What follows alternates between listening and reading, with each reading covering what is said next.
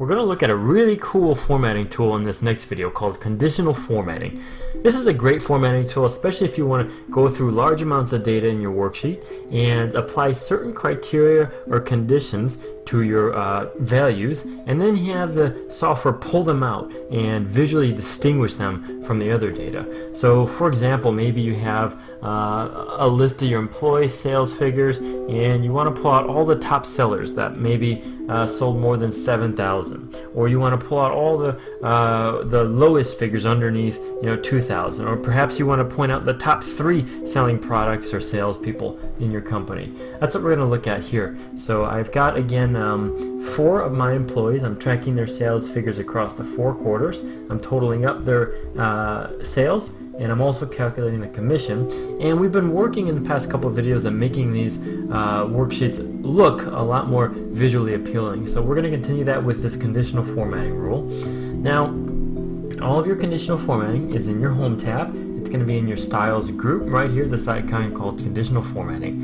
Another thing you're going to want to remember is make sure you select the data that you want to apply your conditions to first. So that's what I'll do with my range here in my worksheet. I'm going to go from C7 and I'll go down to let's say F10. So I'm just selecting the 4 quarters for my 4 salespeople here. I'm going to go up to conditional formatting, and you'll see a lot of these are presets in this menu. You can look at some of the highlighting rules, the data bars, different scales. You can also create your new rules here if you want to customize the conditions, or you could manage some of your existing rules that you have in there.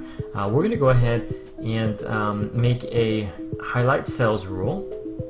And my goal is I want to highlight all the quarters where my salespeople have sold more than 7,000 or less than 4,000. So we're going to start with the first one, the less than 4,000 rule first. So I'm going to go to highlight cells rule, and I'm going to go down to less than. So I'll click on that, and then it allows me to specify, well, what value do I want to bring out those cells? And I'm going to type in there 4,000. It then allows me to change how I want those cells to be displayed if they are indeed under 4,000. And I'll go ahead and keep it to this light red fill with dark red text. So I'll hit OK. And notice 2 of the values, the quarter 3 for Katie and the quarter 4 for Hugh, since they're less than 4,000, they get highlighted in red.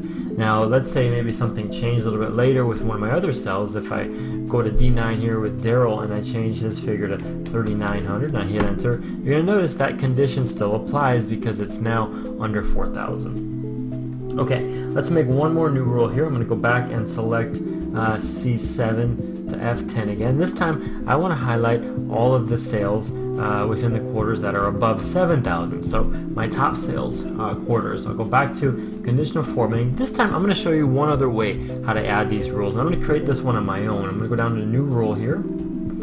It allows me to specify what type of rule I'd like to set. So I'll go to my new formatting rule, and I'm going to choose the rule type that says format only cells that contain, and I'll click on that. And then I get to specify this rule a little bit further, so I'm going to format cell values, not between though. I want this to be greater than, and then I'm allowed to type in that value I want to distinguish a little bit more with my data. And I'll go ahead and type in my 7,000. Then we can choose the visual formatting that we need on our own here. I can go to format, and this will bring me to that format cells dialog window box, and I'm just going to go over to fill, and maybe I'll highlight these values in yellow, and maybe the font I'll make the color maybe a green. We'll see how that looks. So I'll hit OK. You'll notice I get my preview here, and then when I hit OK, let's see how it looks.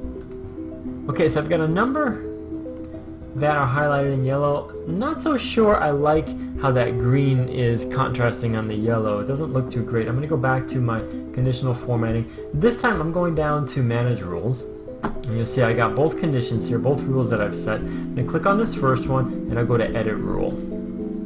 So if I don't like how that green's coming up, I'll go over to format, and maybe I'll change my color back to black. Let's see if that looks any better. When I hit OK, we'll go ahead and see. Yeah, so it's a little bit easier to read now.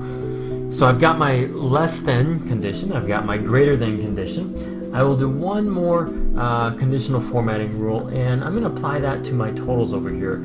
Let's say I want to quickly pull out the top 2 salespeople out of the employees here on my list. Now it's fairly easy to do that because I only have 4, but just imagine you had maybe 100 and you want to pull out the top 10 and recognize them.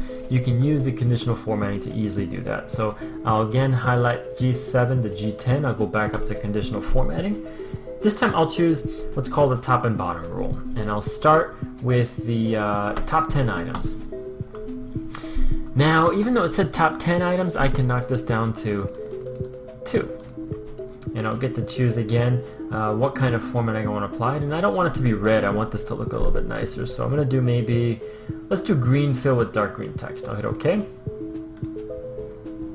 Doesn't contrast all that much, but still I can pull out the top 2 right here. We've got Lorraine and Daryl, while the other 2 are still with the normal formatting. Okay, now let's say any of these conditional rules that you set, maybe you want to go back and delete one or edit or create a new one. You can always do that back in your conditional formatting icon. Go down to manage rules, and actually you want to make sure this top part here where it says show formatting rules for, if your rules aren't showing up, make sure this is set to this worksheet, right? Because it was previously set to current selection, and I only had the G7 to G10 selection active.